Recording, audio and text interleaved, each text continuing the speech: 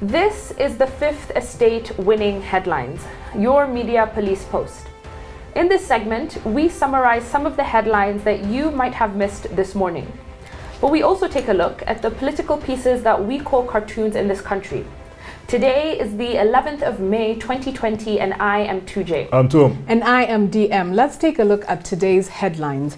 On the Daily Nation, Day of Long Knives for Ruto allies. Wow. The Standard, Yes. Jubilee shocker. And finally on the Star, Uhuru moves to clip wings of Ruto loyalists in Senate. And other stories. Absolutely. So all the papers are covering the same story. Yeah. Yes. What are they saying to him?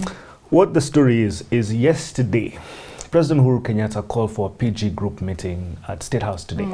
And the meeting was meant for senators. Yeah. Now, Murathe then tells us that the agenda of the meeting is to remove Murkomen as the majority leader in the Senate and to remove Susan Kehika as the majority whip in the Senate. That's what they are going to discuss today. Yeah. That's the long and short Long of and it. short of Long it. and short of it. You know what I'm seeing here, guys? Is Uhuru is doing a political tooth extraction. And it's a slow and painful process. He's going one tooth at a time. And the goal is to make the Deputy President Ruto toothless. He wants to expose his bare gums. So far, this dental procedure has gone like this. First tooth that was removed was back in 2018. I think it was August when the demolitions began. Remember with Sunny. With Sunny. September 15th in particular, there was a particular demolition then of Airgate Center, formerly Taj Mall, which was rumored to be associated with the Deputy President in one way or the other. What did the Deputy President do then? Nothing. Second tooth, the charging, arrests and firing of Ruto men. Ben Chumo, Joe Sang, Henry Rotich, Kiunjuli. What did DP do? Zero. Nothing. Third tooth, DP's Kiambu ally. That one, we even leave it as its own tooth. Impeached in the floor of the Senate. What did the DP do? Nothing. Fifth one, Nairobi takeover. Sonko signing a deal that he had not read. Militarization of the city. What has Ruto done? Zero. Nothing. So these are 4 teeth extracted, and we don't even know, because I think these are front teeth, the incisors and the canines. We don't know if there's some premolars and molars that have gone. So he's being rendered toothless one step after the other. And today, Murathe is telling us, as 2M you have said, that Murkomen, the majority leader, and Susan Kehika, who are known to be DP's people, are going to be ousted. This means it's a reconfiguration of political leadership in the Senate. What does that tell us? Absolutely. An impeachment is imminent. Is on the way, exactly, because if you ask what is the end game, it has to be impeachment. And what I think I love about this the most is how obvious this is happening. I mean, it's not happening in the shadows. Yes, we said Corona, has stopped BBI and that the reggae starts at 7:01. But all of this is happening right before our eyes. And what was most surprising to me is if you look at the Senate Standing Order of the 12th Parliament, the removal of the Senate Majority Whip is very easy. It's very simple. It's not constitutional. It can happen in a bar. It can happen in a house. It can happen in a theater. In a hut. So it tells us that the largest party or coalition of parties in the Senate shall be the majority party, and they will elect the Senate Majority Leader, Deputy Senate Majority Leader, Senate Majority Whip, and the Deputy Senate Majority Whip. And that this person may be removed by the majority of votes of all the senators belonging to the majority party. And that the removal of the senator from office under this paragraph shall not take effect until another senator has been selected. So if we were just to go through this very simply, if we were to look at the numbers of Senate, Jubilee have 34 senators, and KANU have 3, that's a total of 37. A majority is 50%, that's 18.5, we round it up to 19. All they need is 19 votes to get these people out of their leadership positions. Absolutely. But then I think even more interestingly is what I wanted to understand, what is the role of the Senate Majority Leader? And it's very vague, which I think is perfect as well. All it says is their role is to spearhead the legislative agenda of the Senate. Of the Senate. So the legislative agenda of the party that they represent. Yes, of the party, So if the parties, if the new Jubilee's party, new because they are now in coalition with KANU, if their new agenda is the removal of the deputy president, the leader of the majority in Senate right now cannot spearhead that legislative agenda. It would go against his heart. My friend, this is not the first time. This is not the first time this will happen. Yeah. In March 2018, Moses Wetangula was Senate Minority Leader. He was ousted in a meeting where 19 senators met, and these were NASA senators. And there was, what do they call it? It's parliamentary group? It's a parliamentary group meeting. And there was a resolution to have Minority Leader Moses Wetangula removed in place of a man called James Orengo. Can this happen again? Absolutely. But I don't want to talk about now the removal of the Senate Majority Leader. I want to go to where this could go. If William Ruto is impeached today, you can bet there's going to be a little bit of violence. Manufactured or not, or let's say it's organic, the end game will be taking Ruto to ICC. It's not going to be impeachment. ICC is the end game. But let's see how this will play out. And remember what Bensouda told us. Yes. What Bensouda told us is that Mr. Ruto can be, the possibility of bringing new charges against Mr. Ruto at a later date based on the same or similar factual circumstances, should the prosecution find evidence. So it remains open. Yeah. Brilliant. But the impeachment of William Ruto cannot happen without Parliament. Now, what will Uhuru Kenyatta do before William Ruto is impeached, hypothetically speaking? I think that there will be a coalition agreement bringing Jubilee, ODM, Wiper, ANC, Ford Kenya together, because they would need some numbers in Parliament to impeach William Ruto. Yeah. And that coalition agreement is what do they call it? It is something that it's an instrument that is needed before impeachment happens. They have seen this thing through. This thing of having the National Executive Committee reconstituted within Jubilee is also a warning against any Jubilee member that would go against a party position. Yeah. So if the 10 nominated senators today decide to bring Nyoko, maybe they will be their nomination will be removed. And I have to give props to whoever the engineer or the architect of this whole scheme is, because I think, as obvious as it was, many people didn't see it coming. And okay, we can give credit to Uhuru for the moment. He has reverse engineered this entire thing. You know, straight started with the end in mind. Exactly, with the end in mind. With the party constitution, you know, then going to the Senate, knowing that that is the hardest stage at which to get an impeachment passed. Parliament is easy. You know, you can get the numbers, but I think that Senate, he knew that was the tricky bit. So bravo. This is all showing us also that Uhuru Kenyatta is running a marathon. He's doing the long haul run. This guy is a long distance runner, man. And the Kalenjin is a sprinter. Oh gosh, they're not behaving appropriately. So we have a 3-part criteria that we use to analyze the headlines for you. We ask, is the headline topical or is it speculative? Is it repetitive or groundbreaking? And finally, is it thoughtful or is the headline just plain lazy? Toss the Star, too long. The Standard, I believe they used a similar headline last week. Jubilee and shocker. it's also very amorphous. I think the Daily Nation got us today with Day of Long Knives for Ruto allies. And everybody would want to read that. It is. And on to the political pieces that we call cartoons in this country. Just like the headlines, we have a 3-part criteria that we use to analyze them for you. We ask, is the cartoon humorous or dry? Is it satirical or pessimistic? And finally, is the cartoon effective or is it just plain lazy? Iga of the Nation, he has a drawing of policemen at a roadblock and they are stopping a journalist who is masked and has the board pass written essential services. And the cop is asking, why is your pass not a mask? Not in a mask. Not in a mask. Not in a mask. I think they're trying to depict a situation here where policemen have become extortionists. They extort. And they're trying to extort money from the film. Everyone for the and films. In fact, they create reasons. It's like when the traffic cops, they catch you in your car, they look at your insurance, it's valid, your license is valid, so they'll ask something else. Where is your hazard light triangle? I don't know. But I think that is a lazy cartoon, to be honest. I think it should go. In the Standard. In the Standard, you have Gado, and Gado there has in front of Gado drawing. It's actually a picture of Gado. He's drawing caricature of the new CDF, and his name is Robert Kiboshi. And Kiboshi, he's telling Kiboshi, you'll need more than that to fight modern biological warfare. Because what is Kiboshi holding? Kiboshi is holding sanitizer and a mask. You see, there's I like that Gado has brought this, but what Uhuru Kenyatta has done. The naming of Kiboshi is not by accident.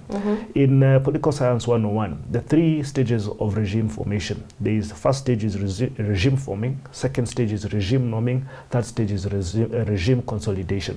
What Uhuru Kenyatta is doing is regime consolidation. He's placing each and every key cog in government to insulate him and to protect him and to ensure that everything he needs to be done politically is achieved. And Kiboshi is one of those. No, but I guess also the commentary of the cartoon is that you're going to need more than that to fight modern biological warfare. I don't think any Kenyan, you know, from any level was prepared to fight corona.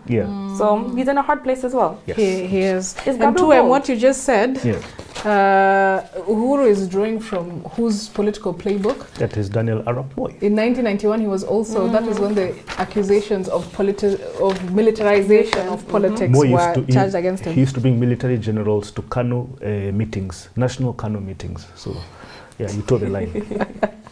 Finally, in the Star. In the Star, you have caricature of Raila Odinga and Uhuru Kenyatta as doctors dressed in PPEs. And they are taking tests, political tests. And these political party tests. Now, Uhuru Kenyatta has done his test on Sonko. He has swab tests on his nose. Sudi, Ruto, Ndindi Nyoro, and Moses Kuria. They are on the side. Now, in turn, is Olekina. What is his name? Oledama, Olekina. Ledama, that one. And Raila is taking a swab test on him. And James Orengo is actually pushing him to holding him down. Yeah, he's holding him down. Holding him down to take it. But the caption? Caption is, turn around, we take a swab. And behind him is Samongeri. Yeah, visually he's executed this very well. Because the swabs for the COVID test that we've seen on TV, they look like that. They have that swab at the end, but then it's actually a sword that he's holding. No, this even from our reaction gives us a winning cartoon. Absolutely. So what is our final thought? Now, our final thought.